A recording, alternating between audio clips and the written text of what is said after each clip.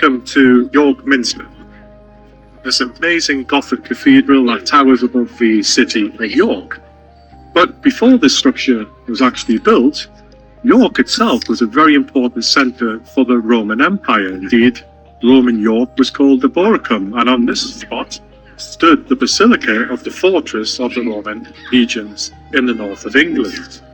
The first church to actually be recorded as being founded on this site was in the year 627, but there are records of the church being built here around the year 314, shortly after Constantine the Great introduced Christianity as the official faith of the Roman Empire. More about King Constantine later. So in 627, a church, a wooden structure, was built not far from here, although the exact location remains unknown because it was actually built in perishable wood. But it was built for a very important reason by the Roman missionary Paulinus, who became the first bishop and archbishop of York. And under his tutelage and his guidance, King Edwin of Northumbria would eventually, in 927 AD, be baptized in this wooden structure, thus ushering the age of Christianity into the north of England. Now, this wooden structure stood until the 630s, when it was replaced by a more substantial stone structure, and at that time also included a school and a library, which became one of the envies of the Christian world. The stone structure that stood didn't face any particular problems until the year 866, and in that year 866 it is recorded a Viking raid on the city of York, probably the first Viking raid. But thankfully the damage to the church structure was minimum.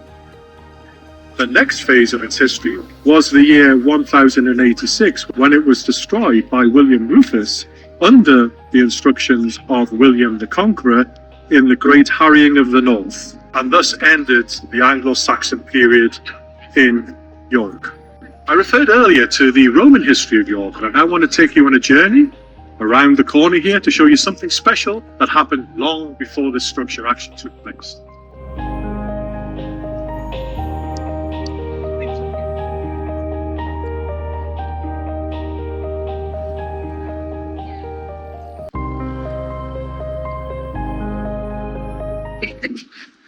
This wonderful column was found in the foundations of the basilica underneath the current minster, and it was believed to have been a supporting column of the great hall that once stood here in Roman times. But it's not this that I wanted to show you, it's something here.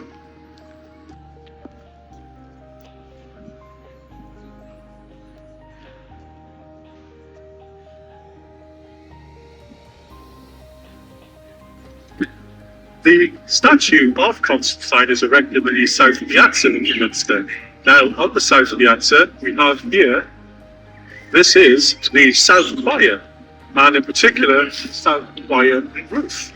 Now, the south choir was built in the year 1361, and it's believed it took nearly 60 years to complete. It was constructed under the orders of Archbishop Thoresby, but may have taken 60 years to build, but now it is in urgent need of restoration. And this is where the Masonic Order of Athelstan has come into play, because, as you will see behind me, on the south piazza, there are several pinnacles. Now, the pinnacle that you can see, which looks splendid in view, has recently been completed. The pinnacle to its right is covered in scaffolding, and that is pinnacle S9. And it is here that the grotesque of King Athelstan will be erected on behalf of the Masonic Order of Athelstan. And you will gaze down on the south piazza, looking at this wonderful statue of his former King Constantine.